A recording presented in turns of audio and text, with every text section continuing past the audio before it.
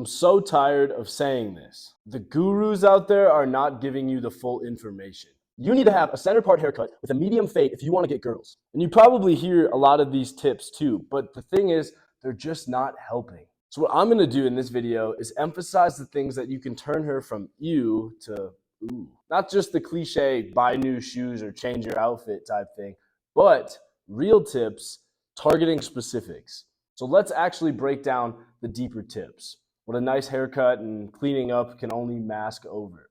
Let's actually get you back on track. Because trust me on these, I was definitely not there. I was definitely lacking on these for a majority of my life. Once I realized it and made the switch over, it's kind of there for the rest of your life. The first thing I want to emphasize, because so much of our time is spent doing it, is texting without a purpose. So like they say, don't text all the time, or like leave a gap between when you text her. Like all those rules don't really apply, because you shouldn't be thinking about the time it takes. You should be thinking about what you're doing when you're not texting her. You shouldn't feel like you have to go on your phone and text her every 5 minutes, otherwise she's not going to like you. You should genuinely be doing things you're interested in for 2 reasons. One, it keeps you busy so that you have something to work on and you're not some like dog that's chasing after this treat all day on the phone. And second, when you come back and have a conversation with her, she's actually going to want to hear what you have to say because you're out there doing interesting stuff. And she has that sense of mystery to wonder about what's going on. She wants to be able to think and feel and have that emotion when you're not there, just as much as when you are. All right, here's what masculine energy is. When you're texting her, it means listening first to her thoughts, minimizing what you say, and then using how she feels and what she has to say toward a purpose. And that doesn't always have to be right away.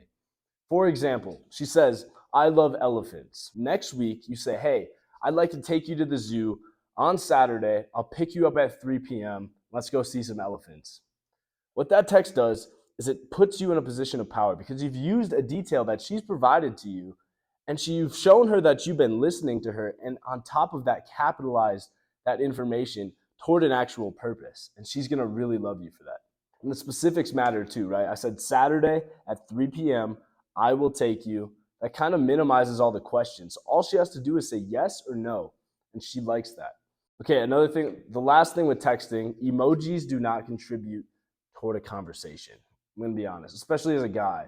Girls, I'm not going to get that far into that, but what I want you to know is that emojis are basically like your facial expressions over text. If you want to be the stoic, Sigma male that's there and has a strong presence, you don't need to be expressing these facial expressions digitally all the time. You can tell her how you feel, and that's the most dominant way to do it. As you might have known, I've been pretty bad at this in the past. This was one of the hardest fixes I had to make. I was like, well, I feel like all the energy in the conversation is going to die if I stop using emojis and all these GIFs. And I was like, well, maybe I just need to work on the conversation a little more and avoid these other fixes. I'm not really addressing the root issue here. Number 2, lacking cleanliness. In your control. For example, a ran down apartment is good if you're saving the money that you could have spent on it toward buying a new one. Like, let's say the drywall is a little iffy and stuff, that's fine. As long as you're keeping the place nice to the best of your ability and showing that you're trying to work for something better, that's what's attractive. Not where you are right now, but where you try to go. What matters is keeping what you have nice. Get a watch, make it look nice, invest in clean clothing that fits well, tailor it, keep it dry clean, and keep it somewhere safe. We're not going to be spilling on it or getting messes made or getting it stepped on or wrinkled. Being able to take what you have and present it in the best way possible is what makes you attractive. Not exactly the quantity of clothes you have, but how well you take care of the ones you do have. Number 3, talking about yourself. All right, I came out with a TikTok on this. You might have seen it. Credit versus debit. You want to be the guy that uses debit, not credit. Because, and I'm not talking literally here with finances, but debit is you talking about your experiences after you've done them. You have that in the bank. You have these logged memories, and you have this logged income that you built, and you have these logged reputation that you can pull from if you need to further yourself. Credit is you going out there and pretending to be someone, or renting the Lamborghini to show that you're somebody you're not. And then you have to pay back that debt or compensate them if you actually question, do you actually own that Lambo? You have nothing of value to offer to show that you do. Here's my rule. 80% of your actions should reflect the person you are and the things that you have without saying anything. And 20% or less, if possible, should be using that reputation to your advantage. And I say 20% because it's really hard to avoid that completely, but you can try your best. For example, you're in conversation with her and she asks you what you do. You could say, I'm a business owner. Let's say you have a, car business or something. Then she asks you, okay, like what kind of business is it? And you can just say, it's profitable, it's running, and I enjoy it. And then change the subject. Just go on to something else because you've revealed information about yourself. She knows you're owning a business, but you don't need to give her all the details. Honestly, a lot of the times that's just going to bore her anyway. But what you're doing with that is you're maintaining mystery and you're giving her something to think about. Let's say you're a guy with money. She's like, wow, this guy's a lot of money. He's clearly not a drug dealer because he hasn't asked me to do coke. So where is he getting this money from and how did he get to this point? I want to figure that out. And that keeps her going because she wants to keep pulling those details out of you. You don't want to reveal them right away. Otherwise, your show is over. You know what I'm saying? You know what? I would even say flip the conversation back at her. I'm a business owner. What do you do? What makes you so interested? And then ask her about her style and see what she does. That'll move her brain forward and she can come back to that conversation later when it's worth you revealing more.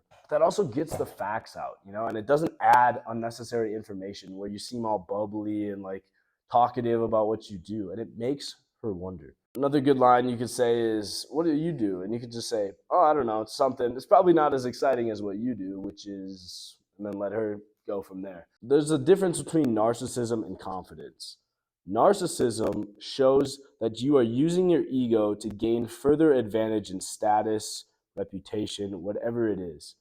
Confident people say what they are because they want to be honest with themselves and to others. And the intention behind it is what tells you apart. Now, I used to be that guy. I used to be kind of narcissist. I would be like, this is my expert tips from a CEO entrepreneur, and I have it in my Instagram bio and all that. And then I realized that, what was I trying to prove? I was only trying to show other people that I was an entrepreneur. I already know and had known that I started a business. I didn't need to prove that to anyone else. Everyone was seeing that through, the stuff I was already posting for my brand, things like that. But I didn't need to go over the top and say outright that I was this big entrepreneur. Number 4, giving her all your time, bro. Okay, this is very counter to common belief, and you might have had this. Less time is going to help her want you more. Use absence to increase respect and honor. That's a rule from the 48 Laws of Power. One of my favorite, honestly. The book tells a story about this Spanish lover who chased after his maiden, and then he left her for like a year, and he came back thinking she'd be mad at him, and he would have to apologize to get her back, and she actually just loved him a lot more because of it. No matter how much she tries, even if she wants to be in your space all the time, you can't allow her constant contact, even if that's what you want. If you're living together, just go in a different room for a while. Like, don't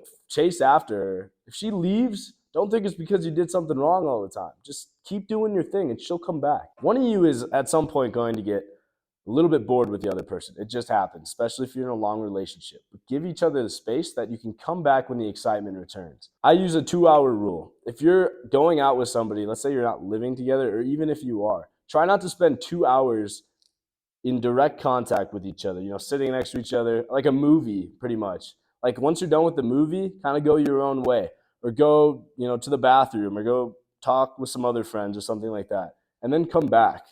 It gives each other that space to recharge and refresh your mind so you want to be back together. That also, as a guy, it allows you to plan it a little bit more. So you have that break where you can figure out what's the next thing I'm going to try to do with them. And give her small tasks to remove her. Hey, babe, can you go fold the laundry for me? I really appreciate it. I'm just having a long day. That subtly shows her that she can actually do something to further your purpose. So she'll go in the other room and it'll take her away from you for a little bit. And when she returns, make sure you're working on something productive. So that way she subconsciously feels like she's supporting her man. And she kind of is, because she's taking that load off of you. Number 5, the last tip, loss of your purpose. You cannot get disoriented, brother. So these are the questions I wrote down. What is it you do? What do you want to do? What is the bridge between the two of those things? And is it her?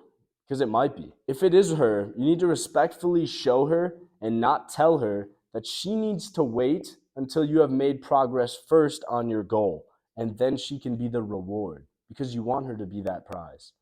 So kind of tying into the last tip, go work for an hour and then go hang out on the couch for a bit and then disappear again and go get some more work done. She'll spend her time thinking about how much you work and how you're this workaholic, but she's also going to respect you for it.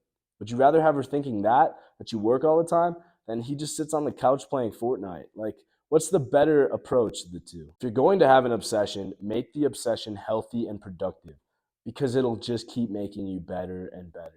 And you can even feel confident and brag about it in the end. If you're going to have an obsession, make it an obsession that is progressive and healthy, because then you can work on it as much as you want and nothing's going to be able to stop you, because nothing really should deserve to stop you. When you fall in love with that process of working on that thing, whatever it is, you are going to love the life you're living. So there's this girl. We'll call her Rachel.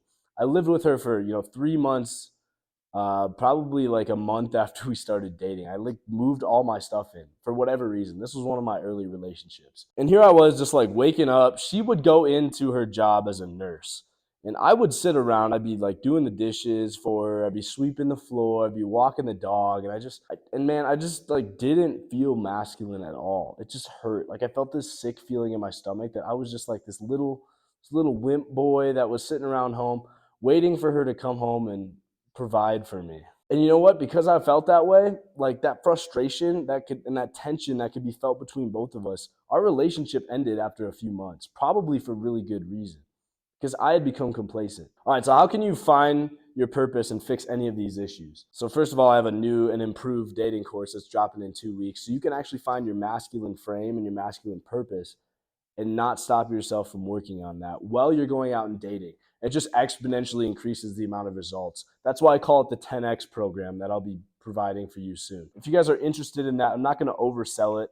I'll provide the link as it comes out in my future videos, but there is value. I wouldn't charge as much as I do if there wasn't. And I've seen results, and I can promise them. And obviously, if you don't need a course or you don't feel like you're at that point, just join our community. It's going to be linked below. It's a Discord community. It's the best way to organize us. And it's going to be a group of men, not boys, that are here to talk about their issues and actually resolve them so we can move forward in our relationships. And even in that community will be myself and my team of experts who will go in, look at your issue, and offer healthy fixes for you. Again, there's free and paid coaching, depending on how severe your issue is or how much you want to work with us. But you're going to get networking toward business, life, and obviously dating. And that's going to transform the person that you are. Again, free to join. Link's going to be down below. Okay, ranting is for the people that need to compensate their time. So now that you have the facts, I want you to keep them in mind. And that's it.